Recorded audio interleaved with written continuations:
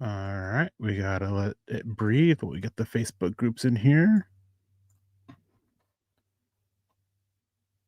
Why is it not letting?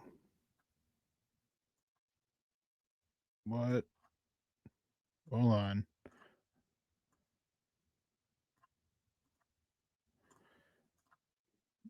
Okay. There's a new step apparently into getting Facebook connected. Uh, wasn't expecting that. So now we gotta wait for Facebook to connect with a couple green check marks here. All right, and it's spinning and it's spinning. There we go. Welcome into another episode of Death Valley Divers. I am your host, Erick Trickel, and joining me on this fine Friday night is the one and only Lance Sanderson. Lance, my man, how are you doing on this fine week? Doing all right. Just I thought you were gonna finish saying something, man. Come on, give me a better intro. Throw it out to me a little bit better, buddy. Jeez, man. No, I'm doing good. A little under the weather right now, dealing with a little bit of chest congestion. So if my voice sounds a little off, I do apologize for that, guys. But other than that, doing good. Haven't got a chance to sit down and well, I guess we talked last week after the Raiders game and kind of obliterated that, but honestly, it feels a little bit different now over this last couple of weeks, thinking about, or the last couple of days, thinking about this Broncos, obviously sitting at 8-2 right now, going into the biggest game that they've probably played since 2015. At least it's been a while now where the Broncos are currently sitting first in the AFC West, bringing in the Kansas City Chiefs, and hopefully going to be able to maybe eliminate them from winning the AFC West this week. So doing good. Really excited to break down this game and just have a good Friday night with you, man. How are you doing? Yeah, I'm doing good.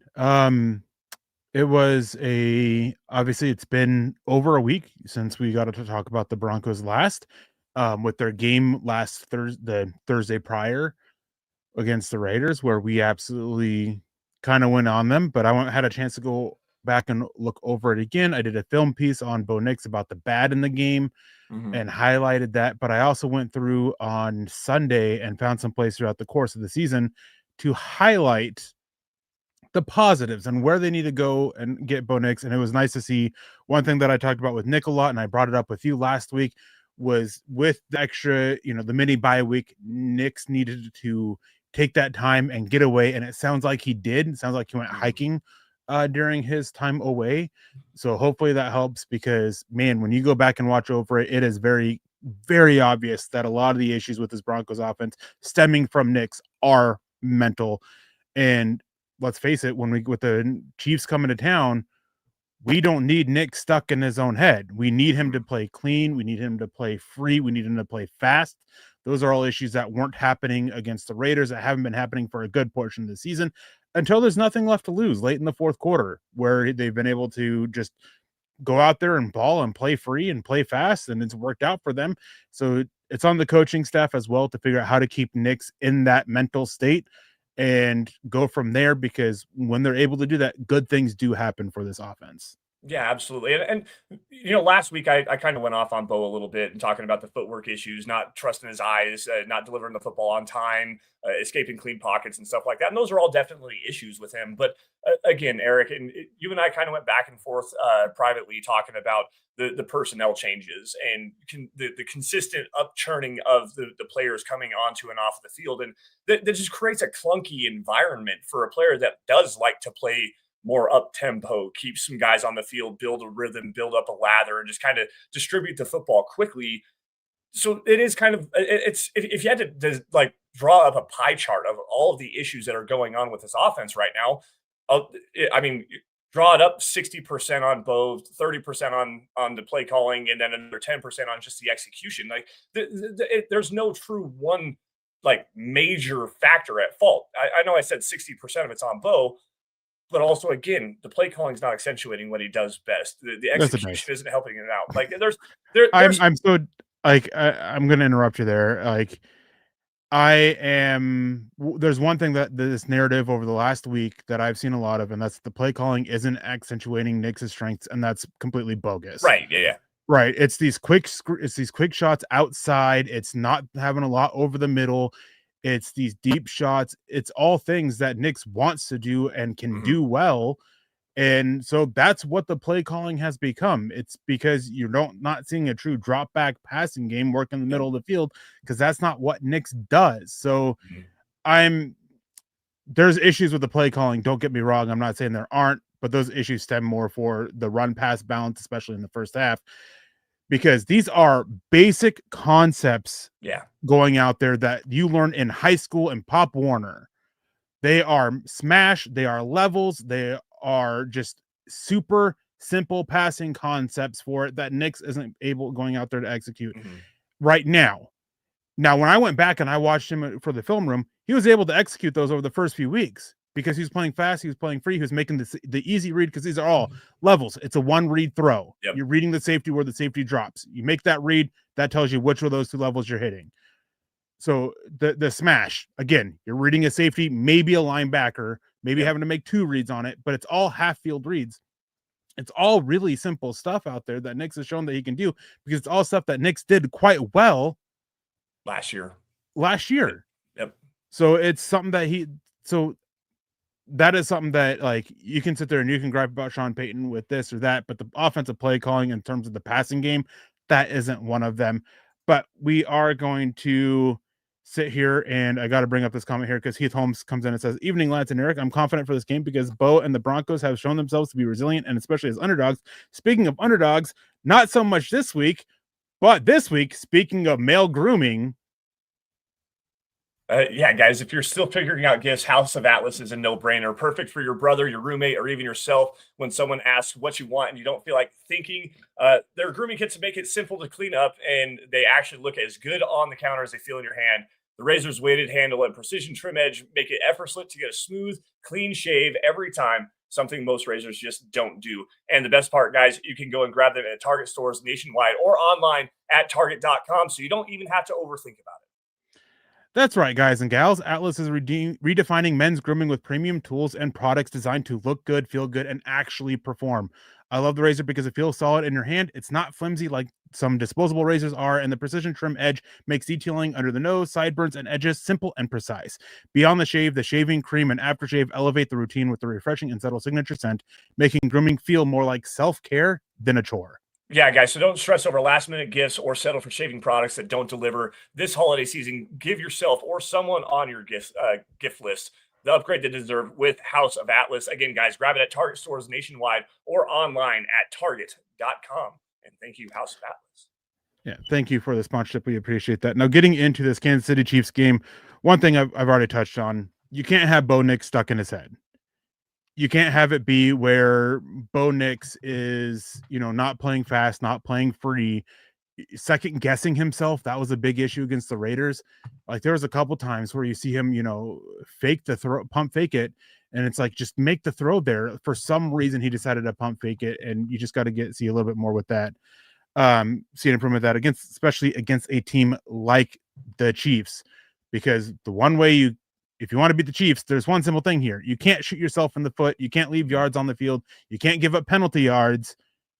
And that's really going to bring us to the first point. And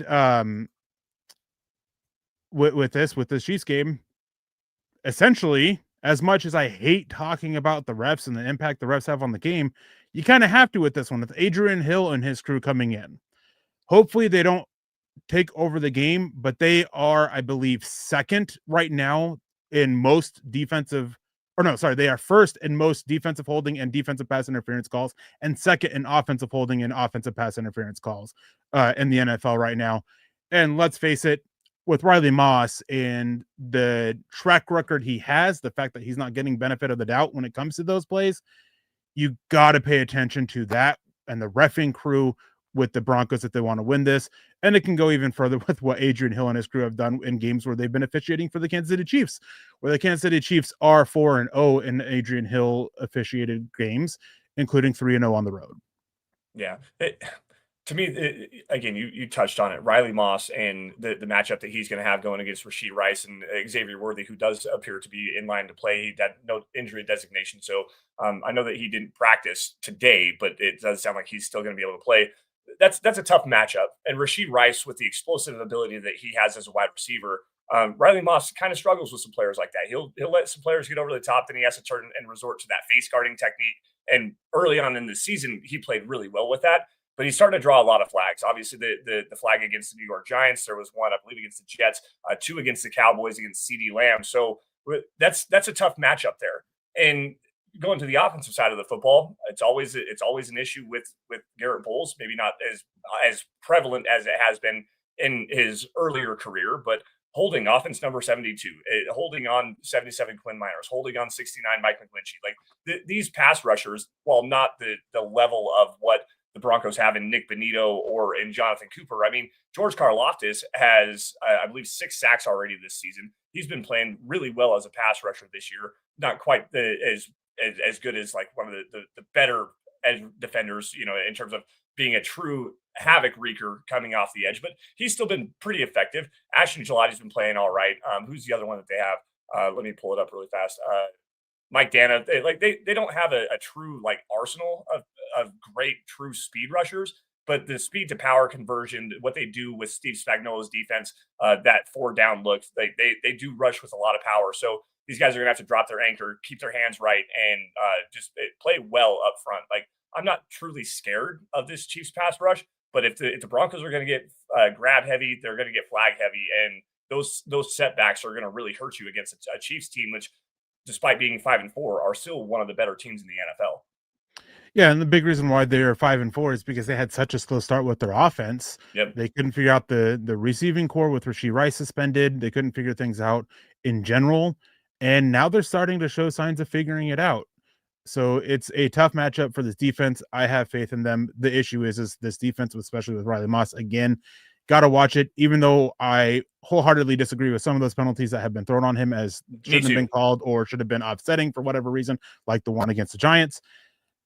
It's still a factor, and you can't argue with it. Once they're called, and it's annoying and it's frustrating, but it is what it is. You just can't, as a player, you just can't give them a reason to throw those flags. And that's going to be putting a lot of pressure on Riley Moss in this one, because overall, I think this is going to be a defensive bout. I think the Broncos defense matches up extremely well with what the Chiefs want to do. So the Chiefs, they struggled against the Buffalo Bills when they were just playing into dime packages against the Bills, dime and nickel looks. And that's not what the Bills want to do. The Bills love to stay in base. That is their preference. And they typically struggle when you pull them out of base. Well, here's the Chiefs forcing them to play into dime and nickel, and this offense was still really struggling to get things going. Well, now you have the Broncos who, if you want to force them to stay in nickel or dime all game long, that's fine with them. Yep. They are really good in those packages, even better actually when compared to their base packages. When you get in that, so if the Chiefs want to play to that, they're playing to the strength of this defense, even with Patrick Surtain out. And I'm really curious to see with how they do the matchups. There's a great article from Jordan Reed that came up today about Vance Joseph and the types and the defense, the way he runs his defense, about how it looks like it's a lot of man, but it's really a match zone kind of defense. And I'm really curious about how they match up with these receivers, because Rashee Rice, he is a mismatch against any of the corners the Broncos have. Marquise Brown, he is a mismatch against 2 out of the 3. Like, it is a game where I think Chris Abrams-Drain should be on Marquise Brown, then Riley Moss on Rashee Rice, and you got to live with that. And then you have Jaquan McMillan working around, and then even Jahdae Barron, who can try to help bring out Travis Kelce, because even though Travis Kelce's not having a big season, he has throughout the years caught so many clutch catches to keep the ball moving and keep the chains moving for the Chiefs. I'm really curious about how this defense matches up with these Chiefs weapons in this game. I agree with you 100%. And specifically talking about Jahdae Barron going against Travis Kelce. And like you said, this guy he continues to make clutch catches. And it's not just necessarily against the Broncos. I mean, I believe the game against the Commanders a couple weeks ago, he just kind of leaked out. He was actually in pass protection. The pocket broke down. He kind of leaked out into the flat, and Patrick Mahomes hit him for like a 45-yard gain down the right sideline. So understanding where Travis Kelce is at is a big part of this defense. And I think that with Jahdae Barron's success going against Jake Ferguson against the Dallas Cowboys, going against Brock Bowers last week, Jahdae Barron's starting to show as maybe not the most impactful player for a first-round pick, and maybe you want a little bit more return on investment for a player like that. But at the same time, when he's on the field, he is rock solid in coverage. He already has that interception again going to the Dallas Cowboys game where he was in trail coverage behind Jake Ferguson going down the seam. Like this dude is starting to make plays. He's showing his worth as a tackler. He's showing his worth in the running game. Like when he's out there, he's doing a really good job. And like you said, Riley Moss against Rashee Rice, you're just going to kind of have to let that matchup play itself out. But with Riley Moss and the way that he's been playing over the course of the first half of the season, he's been, if not the best, one of the best cornerback twos in all of it, in all of the NFL. I mean, it had a little bit of a drop off with Surtain not being here this last game and having to go. Wait, hold on. Couple weeks he's had kind of a drop off, but for the most part he's been just spectacular. Another piece that I kind of want to hit on here, especially in this matchup and going over the middle of the field with Travis Kelce, is Talanoa Hufanga, who's been easily my most favorite player on this Broncos defense, maybe even on the entire team.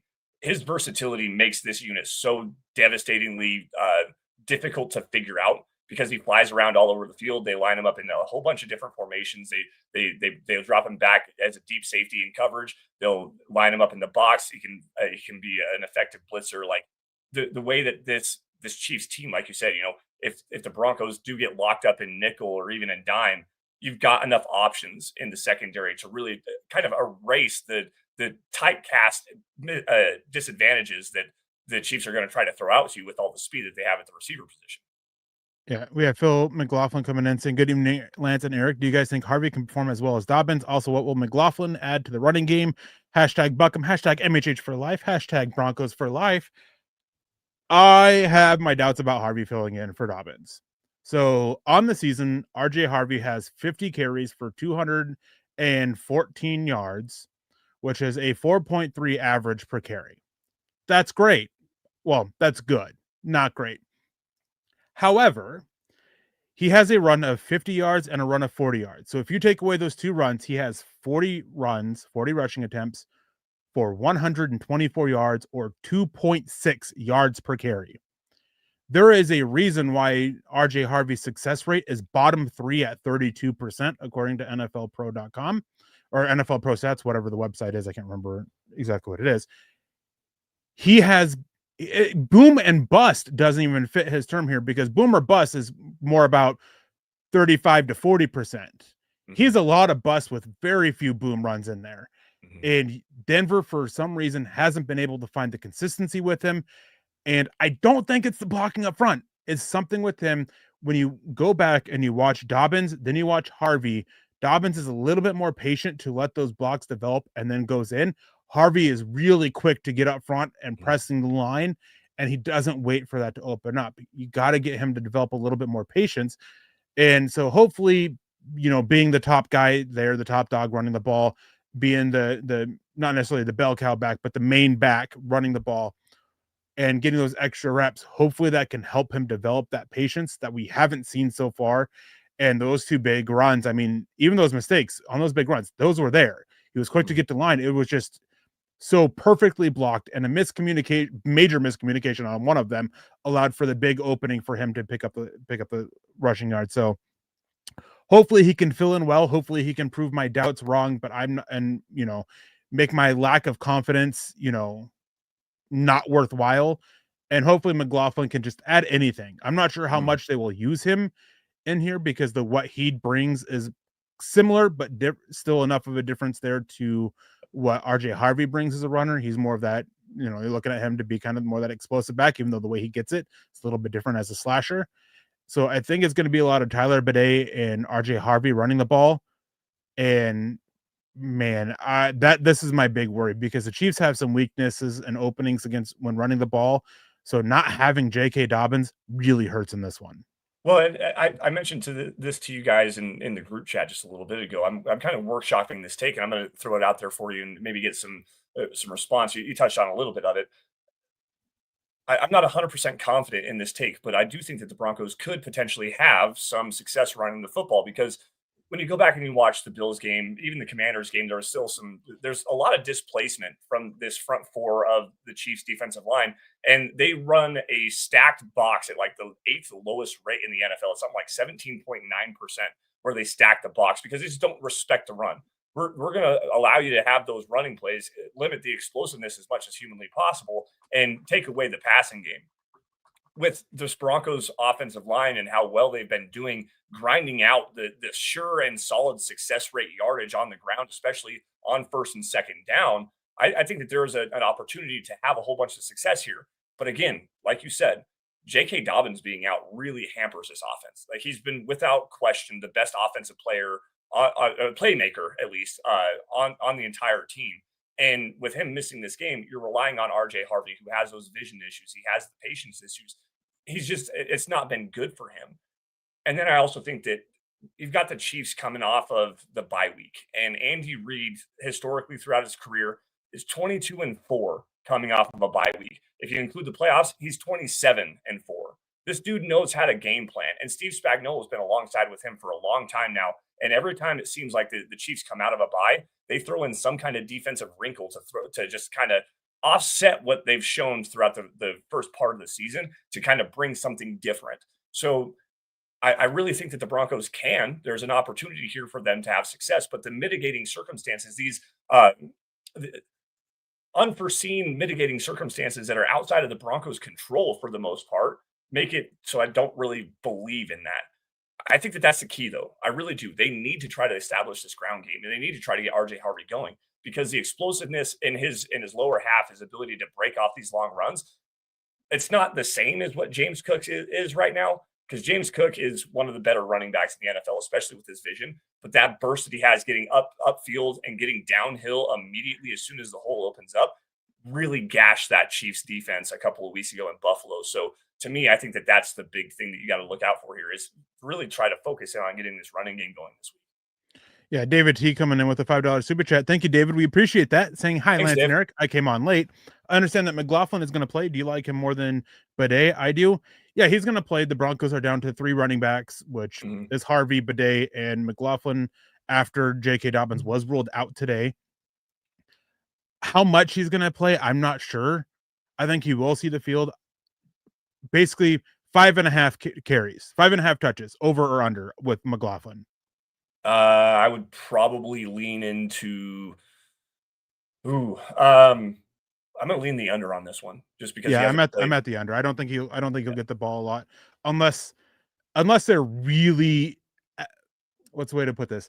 Unless they are really just sold on Bidet as just that pass blocker, which he's not being used as. Why he's active for pass blocking when he's only got 18 or something like that pass blocking snaps on the season. Don't know. It's not even like he's being, looking to block and then leaking out. That's not what he's doing. He's just running to his route early.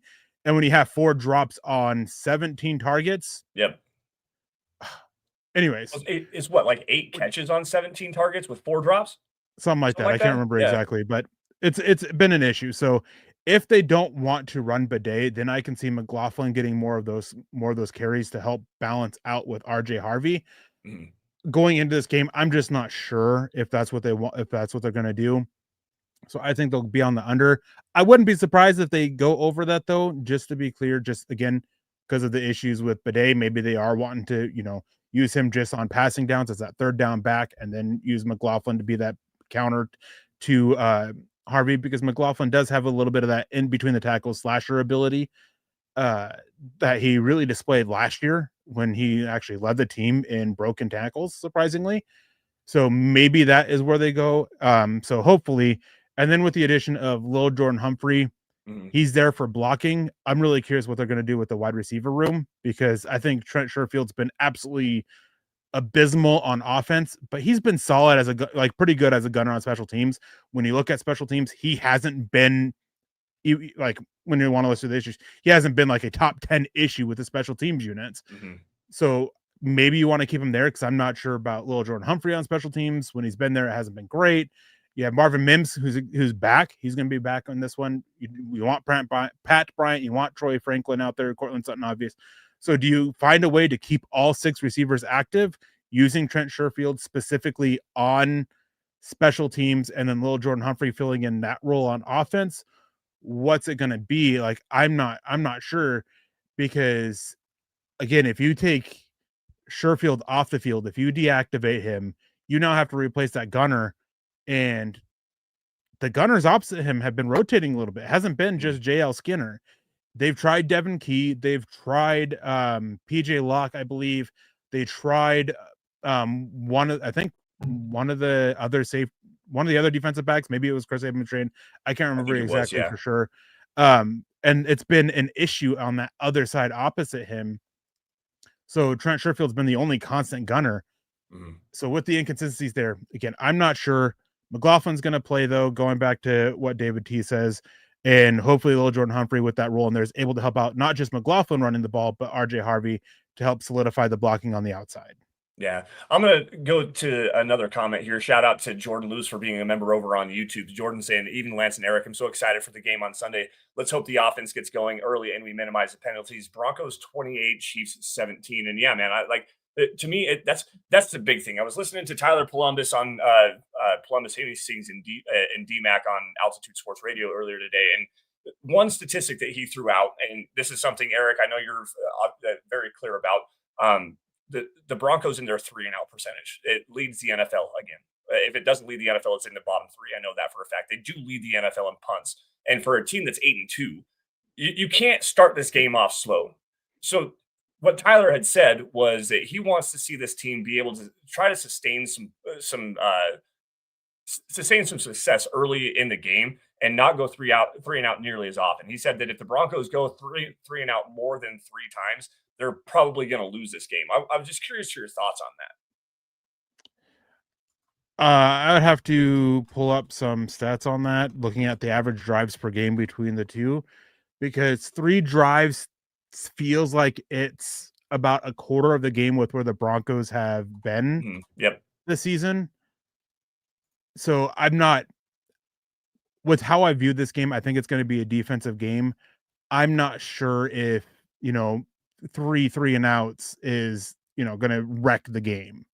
Well, I don't think it's sustainable to begin with the struggles that this team has had pushing the ball down the field to begin with. I mean, and again, this is me and my fear of Steve Spagnuolo, because he is one of the better defensive coordinators in the NFL, and he does a great job scheming up ways to stop what you're best at. Like, it's one of the best things that he does.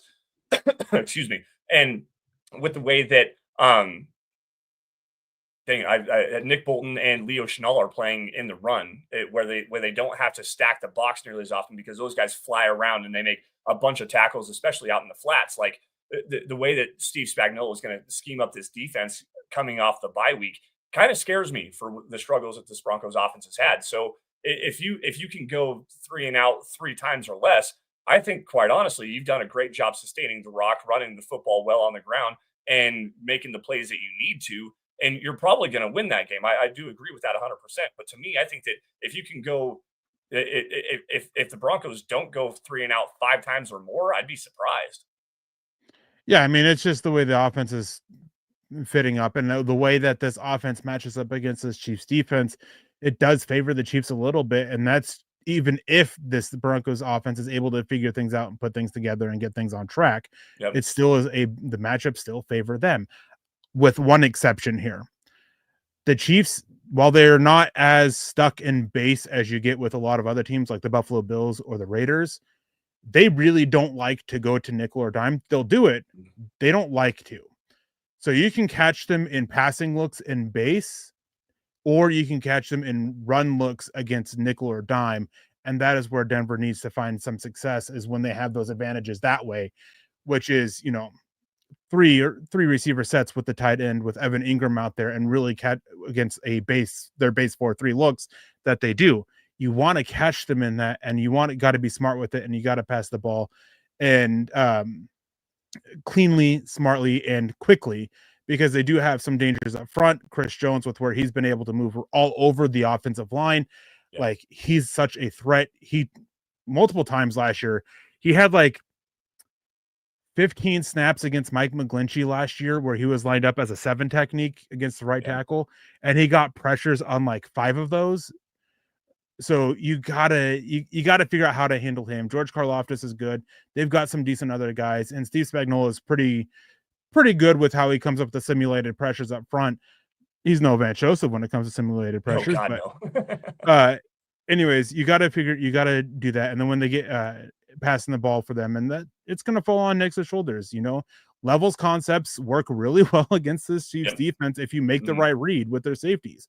You still have to be kind of careful of it because the linebackers, you can get caught on that. You can get caught with the smash concepts because of the linebackers, because of Nick Bolton and the Leo Chenal and some of the other guys that they have.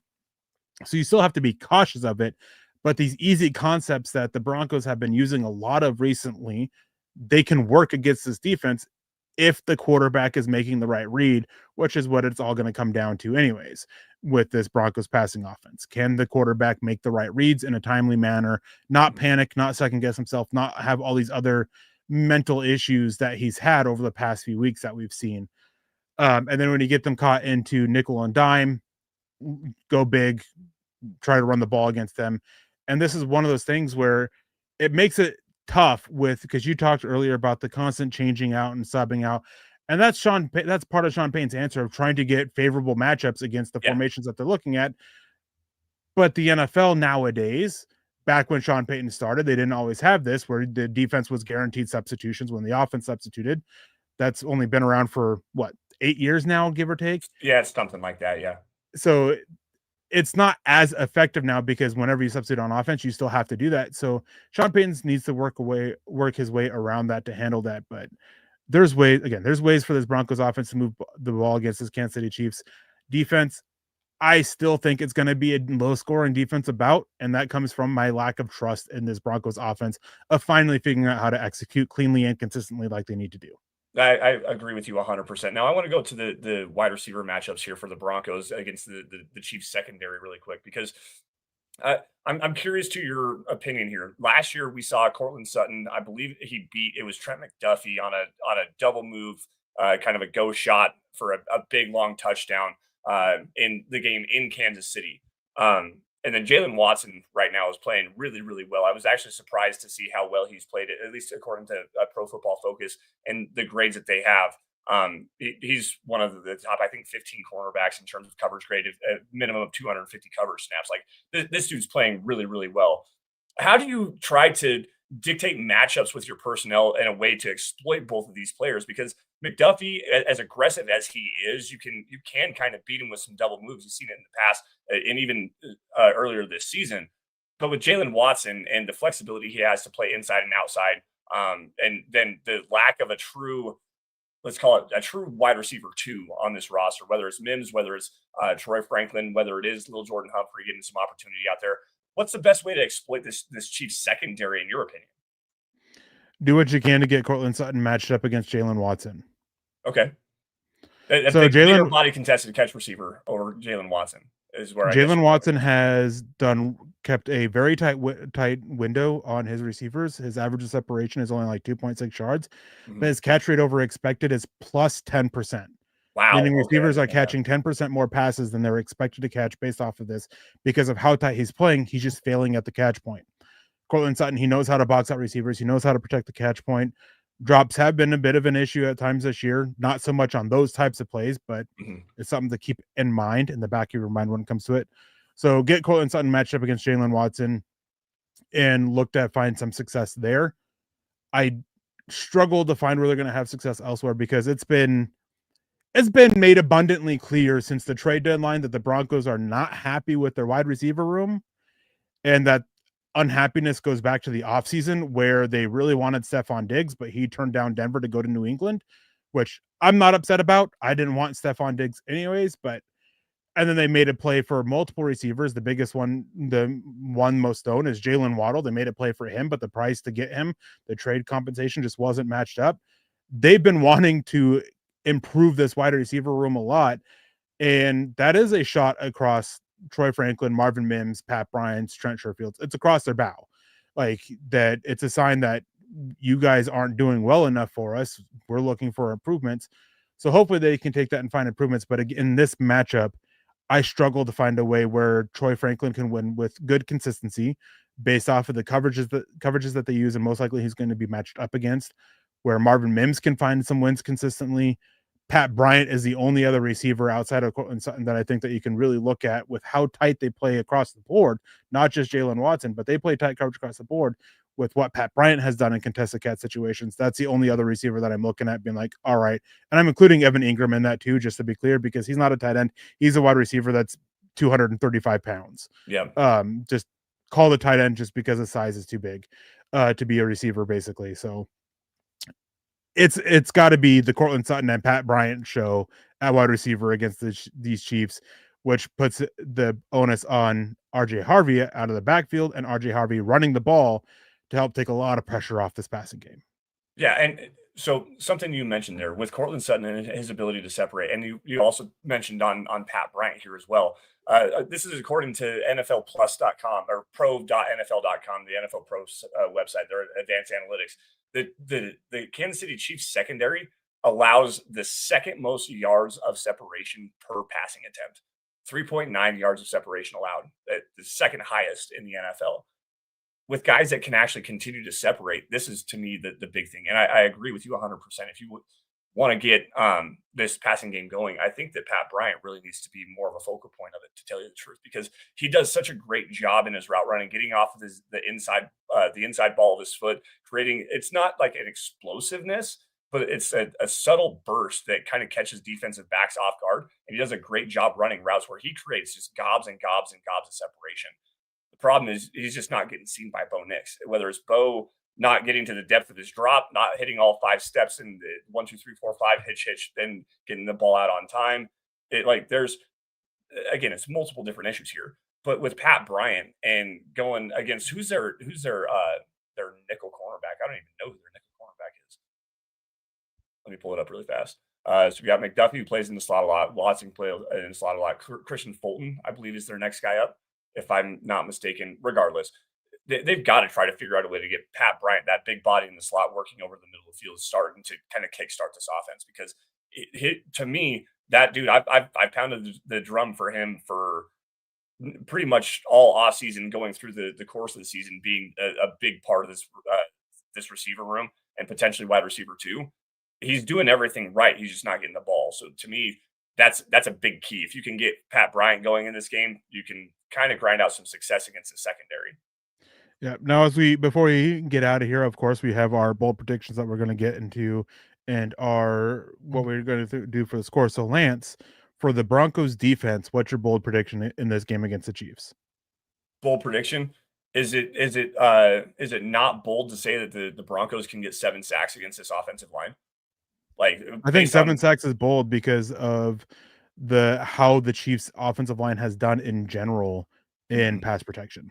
Well, so to me, going back and watching the Buffalo Bills game from a couple of weeks ago, Jalen Moore, who was starting at left tackle, we'll see if Josh Simmons is going to play or not. Still unsure about that. Don't want to get into that situation. But if Jalen Moore is starting at left tackle against Nick Bonitto, and the way that Jalen Moore struggled against Joey Bosa and Greg Rousseau in the Bills game, Nick Bonitto is going to destroy this offensive line.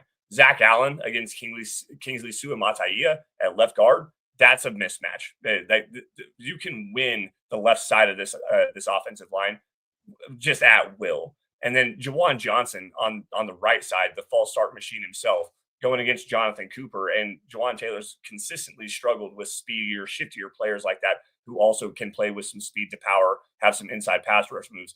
I think this defensive line is going to eat apart this Kansas City Chiefs offensive line, based on what I saw against not only the Bills, going back to the Commanders game, going back to the Lions game. There's a lot of pressure up front. It doesn't seem like that when you look at the numbers. This Chiefs offensive line has the second highest pass blocking efficiency, only behind the Denver Broncos, according to Pro Football Focus. There are certainly many opportunities here that I think this Broncos defensive line is going to destroy. There's so many mismatches up front with the speed to power, the hand fighting, the youth on the left side of this offensive line. 7 sacks is, I think, very attainable for this unit. Yeah, that is definitely a bold prediction for a team that is 5th or has the 9th lowest sack percentage in the NFL now. They've given up 17 sacks over 9 games, less than 2. And then their quarterback pressure rate is the 2nd lowest in the NFL. So 7 sacks is definitely bold.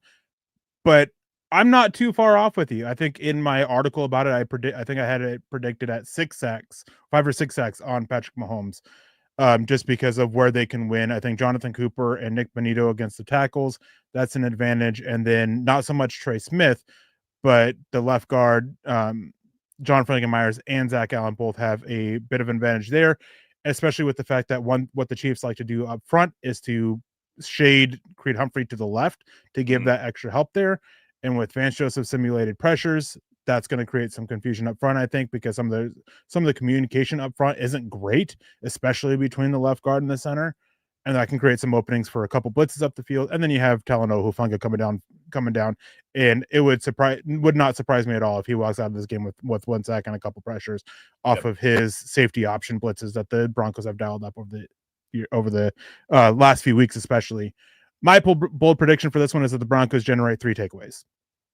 I think it goes with your thing, with your predictions. I think that one of them is a strip sack, and I think that they get one interception that's basically an arm punt late in the game, just throwing it up, trying to score something in the first half. Because again, I think it's going to be a low-scoring defensive bout, and so the Chiefs get the ball back with under 2 minutes left in this first half, and Mahomes ends up having to chuck it up and never walks away with one, which is where they've gotten 2 of their interceptions so far this season.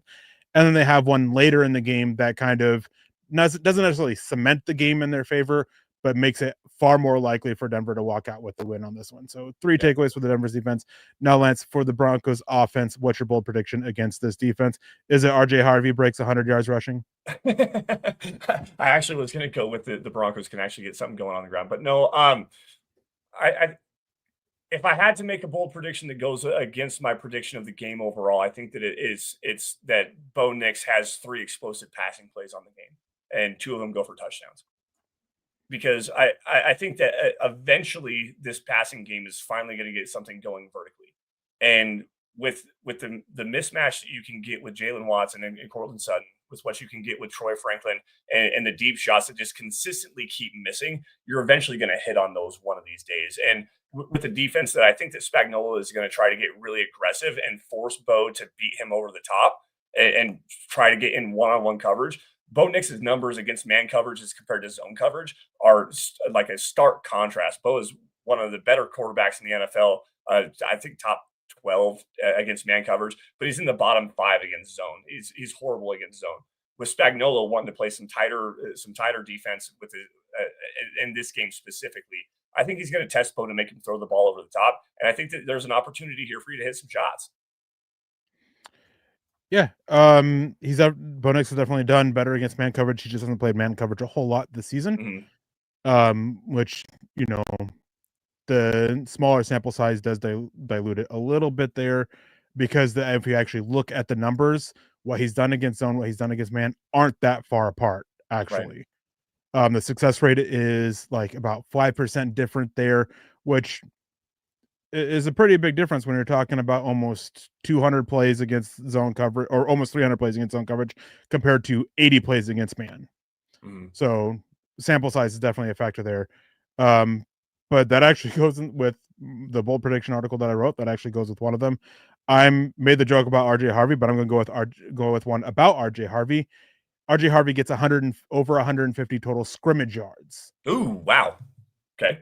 Because with the way this Chiefs defense is, they leave a lot of openings for receivers out of the backfield, because they are aggressive with, keeping things short. So they leave that opening and then they rally to the tackle. And RJ Harvey, I think at this point, we finally see him be able to make that extra move or two as a receiver out of the backfield to make somebody miss and bust off a couple big chunk plays. I also think that he's going to bust off a long run just from the usage of it, just because, being used so often. I think he's going to bust off at least a 10 plus yarder, which is a explosive run in the NFL. So I think that he gets that. So over 150 total scrimmage yards for RJ Harvey. How many touchdowns does he score with that? You got 150 total scrimmage yards. You got to at least get one touchdown, if not a pair. Not necessarily. Well, I mean, you should, anyways. I think a long explosive run that actually gets into the house, like the one he had against the Dallas Cowboys, is in the cards. Like I said, what you saw against the Buffalo Bills in that defensive line and what James Cook was able to do with the vision and burst that he has, he gashed up that defensive line pretty well. And with RJ Harvey, he just needs one little crease and he's gone. I mean, it could be a 45-yard rushing touchdown. I'm here for that life.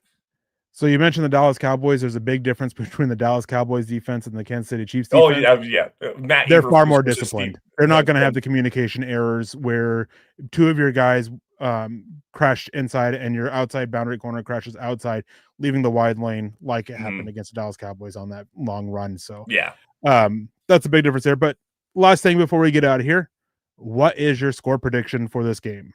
All right, guys. So once again, as you guys all know, Friday afternoons, we get the Mile High Huddle Roundtable up at milehighhuddle.com. Make sure you guys go check that out to get the entire staff's predictions. I said that, unfortunately, this Broncos team is going to lose against the Kansas City Chiefs. It's going to be a lower scoring affair. I have it, I believe, 16-13. And the biggest reason why is because I can't trust this Broncos offense well enough to make plays when they absolutely need to. And Patrick Mahomes has this just wicked sense of being able to get that clutch drive to go down and kick a game-winning field goal. So to me, 16-13, the Chiefs get to win, drop the Broncos to 8-3. I have a low-scoring defensive game, and a similar situation as you. I have Denver winning at 18-15, with the Denver defense stalling and stopping that late last-minute field goal drive, with the Broncos defense stepping up to win the game for them. And part of this too that we didn't really talk about is I think there's a lot of pride in this team with how they've won, and they really want to send a message that they are legitimate. They've been getting a lot of talk about how they're fraudulent and all this stuff in the AFC. The Chiefs are going to come back and win the AFC West and all this stuff like that. They are ready to send a message, and I think they are going to look at Alex Singleton for a mental boost after that dude played last Thursday night under the conditions he was playing under. And he also played absolutely he played a hell of a football game too. He was really, really good. It was probably his best game as a Bronco. Like, it was such a good game from him. It was a great game. He was all over the field. He actually had the celebration, which was really kind of funny based on after the fact, based on the circumstances where he did the Joe Boo from Major League 2, whatever the dance where I'm not going to say it on stream, but he was absolutely spectacular, dude. Like, that was a really fun game to watch. And prayers up to Alex and his family, and it sounds like the prognosis is good. He's going to make a full recovery from that, but I mean, and not just him, but Quinn Miners, who's been dealing with a mystery illness since like week 5. That's crazy. It's crazy. Broncos have been having some mostly good luck health-wise, but some weird luck as well with Alex Singleton, Quinn Miners, and that. So, but that's going to have to do it for us. But before we get out of here, we do have some last things to say.